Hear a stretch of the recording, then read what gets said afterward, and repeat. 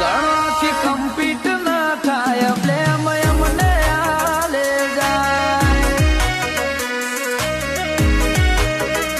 ચડે રોટી ઉપર બેહવું છે કોઈ થોડી થાય સ્ટ્રગલ કરવી પડે એમને તો થાય ઘણોથી કમ્પીટ ના થાય બ્લેમ એમને આલે જાય અમે જમાવટ કરીને બેઠા જાગતું નથી તારું મથી મરી એડ્યા ઘણોથી કમબેક ના થાતું જમાવટ કરી બેઠા જાગતું નથી